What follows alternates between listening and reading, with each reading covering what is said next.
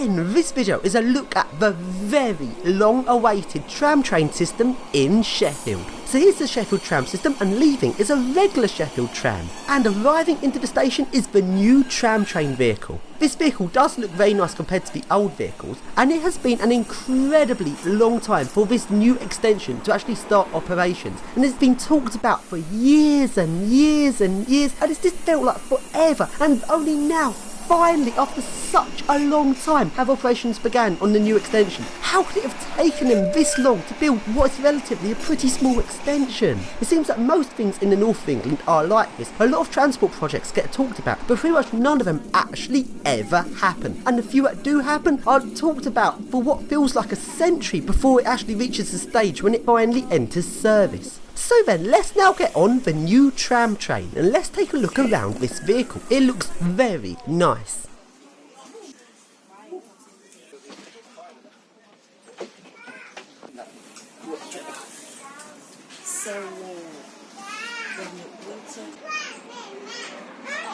And now, let's take a ride on the new tram train along the old regular Sheffield tram route. This part of the route runs on 750 volts DC, which is fed directly into an inverter and to the tram train's motors. This tram train has the same VF drive as one of the trains on the Warsaw Metro.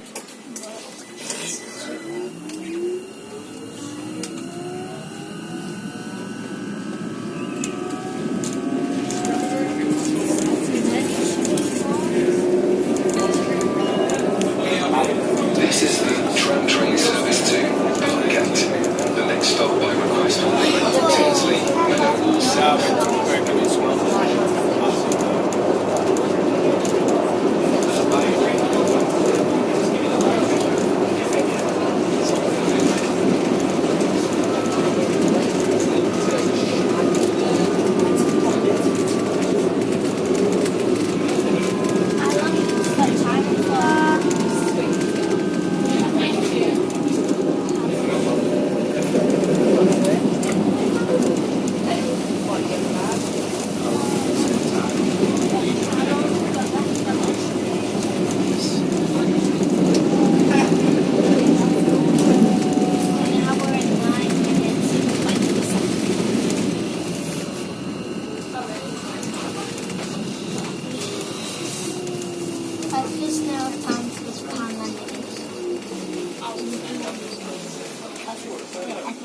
And now, we've now reached the part where it goes off onto the new extension where it runs along a railway line. This is very much taking inspiration from the system in Karlsruhe in Germany, where the trams run along the mainline railways at a lot faster speeds than on the tramway. So then, we're now going onto the new extension, and notice how tight these points are. This junction is very badly designed. This is the tram train service to Parkgate. The next stop by request will be Rotherham Central.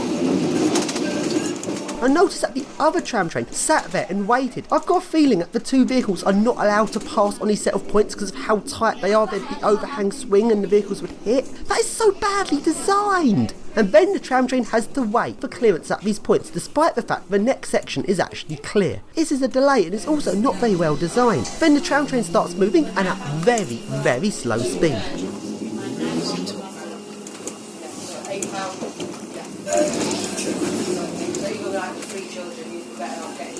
And then the tram train is still running at a painfully slow speed. This is just really inefficient. Surely they could have designed this better than this. And it's at this point when it switches from the 750 volts DC supply to the 25,000 volts AC supply. On the 25,000 volt AC supply, the power is fed through a transformer, and I'd guess down to roughly 1,000 volts when it's then converted to DC, then fed through the inverters to the motor. Because it does feel like there's a power increase on the 25,000 volt section. I do actually feel a motor is being fed with more voltage on this part.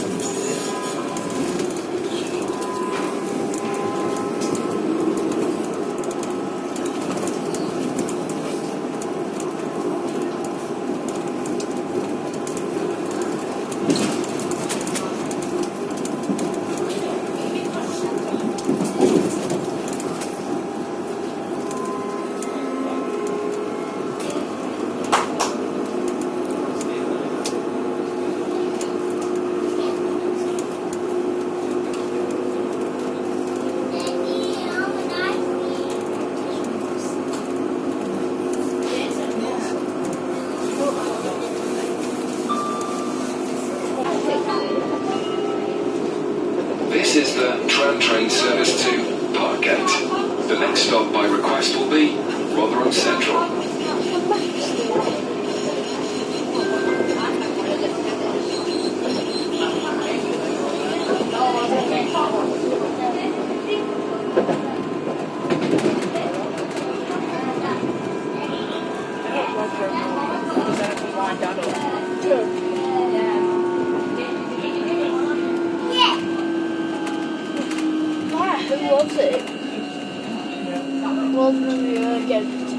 And along into Rotherham Station, notice the new lower height section of platform. This is for the tram train.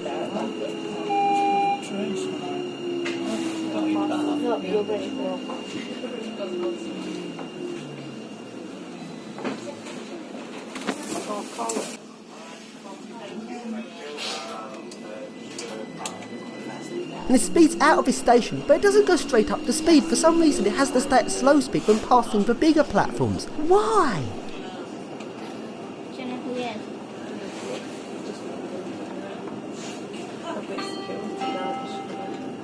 This is the tram train service to Parkgate. The next stop will be Parkgate, where this service terminates.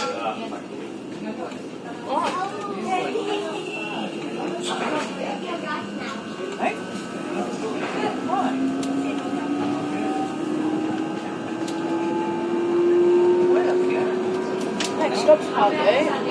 What? Next stop is Parkgate. Not too far now.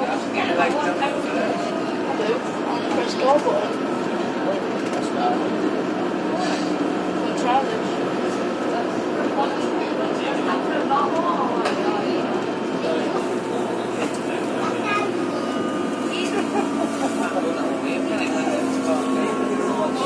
See all them swans on there? See that big stag? And along we go to Parkgate Retail Park. Also notice when approaching this retail park, notice the overhead wires only are for the tram trains. There's no regular trains using these overhead wires. So why did they change it to the higher voltage for mainline trains? What's the point of putting that effort in having the tram trains have to accept 2 voltages and the extra infrastructure for the higher voltage when there's no regular trains also using the overhead wires? That just seems so silly. And this is the end of the line. Just a 2-station extension to the Sheffield trams, and it took them years and years and years to build it. Seriously, why can't there be more extensions built and better extensions built? Why is there so much talking and hardly anything ever changes in England outside of London?